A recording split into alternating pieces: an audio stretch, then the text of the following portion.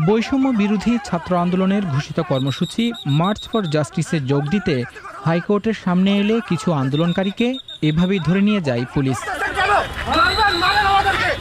এ সময় আশেপাশের সাধারণ মানুষ আন্দোলনকারীদের সাথে একাত্মতা পোষণ করে পুলিশকে প্রতিরোধ করার চেষ্টা করে। হাইকোর্টের সামনে আন্দোলনকারীদের পুলিশ বাধা দেওয়ার চেষ্টা করলে এক পর্যায়ে কোর্ট থেকে আইনজীবীরা রাস্তায় নেমে আসে এবং আন্দোলনকারীদের সাথে স্লোগান দিতে থাকে। ন্যায় বিচারের প্রয়োজনে দাবিতে তারা এখানে এসেছিল এবং সেখানে প্রথমে 5 জন ছাত্রকে তুলে নিয়ে যাওয়া হয় প্রিজেন্ট ভ্যানে।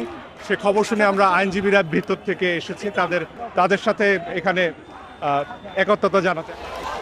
ঢাকা বিশ্ববিদ্যালয়ের শিক্ষক ও ছাত্ররা মিলে দোয়েল চত্বর থেকে হাইকোর্টের দিকে মার্চ করতে চাইলে মাঝপথে পুলিশ তাদের বাধা দেয়। পরে দোয়েল চত্বরে অবস্থান নেয় আন্দোলনকারীরা। ছাত্রদেরকে এখানে আটক করা হয়েছে, তাদেরকে ছাড়ানোর আমরা ব্যবস্থা করেছি। কোনোভাবেই আমাদেরকে তারা যেতে দিবে না। আমরা অনেক অনুরোধ করেছি, আমরা অনেক যুক্তি দিয়ে কথা বলেছি।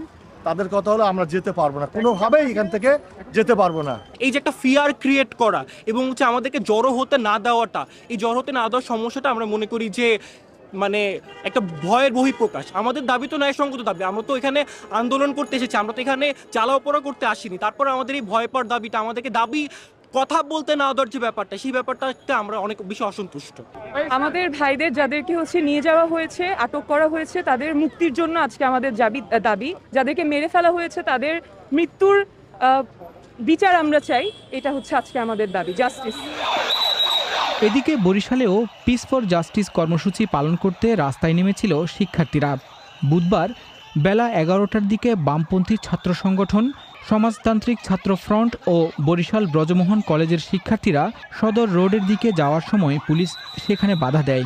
এ সময় বিক্ষোভকারীদের সাথে ধাওয়া পাল্টা ধাওয়া হয় তাদের।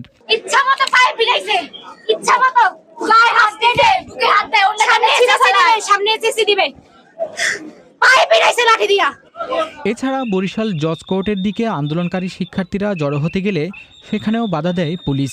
এই দুই ঘটনায় অন্তত 10 থেকে 15 জন আহত হয়েছে। এখানে কোনো সাধারণ শিক্ষার্থী নেই, এখানে প্রতিটা আপনারা দেখেন যে এখানে আসলে কারা আছে। মার্চ ফর জাস্টিস কর্মসূচির অংশ হিসেবে বুধবার সকাল 10টা থেকে চট্টগ্রামে বিক্ষোভ করেছে শিক্ষার্থীরা। এই সময় চট্টগ্রাম আদালত চত্বরে হাজারের বেশি আন্দোলনকারী অবস্থান নেয়। সেখানে বড় কোনো সহিংসতা না হলেও বেলা 11টার দিকে কথা কাটাকাটির এক পর্যায়ে পুলিশ কয়েকজনকে আটক করে, যাদের মধ্যে 3 জন নারী শিক্ষার্থীও ছিলেন। এই সময় বিক্ষোভকারীদের সমর্থনে 2 শতাধিক আইনজীবীও বের হয়ে আসেন। মানুষ তাদের সন্তানদের বিচার চাইছে, আমরাও কথা দিচ্ছি, আমরাও বিচার না নিয়ে ফিরব না। সিলেটে বিক্ষোভরত শিক্ষার্থীদের একটি মিছিলে টিয়ার শেল ও সাউন্ড গ্রেনেড নিক্ষেপ করে ছত্রভঙ্গ করে দিয়েছে পুলিশ। মিছিল নিয়ে শাহজালাল বিজ্ঞান ও প্রযুক্তি বিশ্ববিদ্যালয়ের শিক্ষার্থীরা সিলেট শহরের সুবিদবাজার এলাকায় গেলে পুলিশ তাদের আটকে দেয়। এ সময় ধাক্কাধাক্কির ঘটনা ঘটে। এক পর্যায়ে মিছিলকারীরা বাধা উপেক্ষা করে অগ্রসর হতে থাকলে পুলিশ টিয়ার শেল এবং সাউন্ড গ্রেনেড ব্যবহার করে তাদের ছত্রভঙ্গ করে দেয়। আমরা বিচার চাই কেন আমাদের ছাত্রদেরকে চোর ডাকাতের মতো মেসে মেসে হানা দিয়ে ঘরের দরজা লাথি মেরে ভেঙে রাতের বেলা তাদেরকে ধরে নিয়ে আসতেছে? এটা কি ফিলিস্তিন? এটা কি ইসরায়েলের আক্রমণ? বাংলাদেশের আইন শৃঙ্খলা বাহিনী কি ইসরায়েলের দোসর? কোটা আন্দোলন ঘিরে মার্চ ফর জাস্টিস কর্মসূচির অংশ হিসেবে বিক্ষোভ মিছিল করেছে জাহাঙ্গীরনগর বিশ্ববিদ্যালয়ের শিক্ষার্থীরা।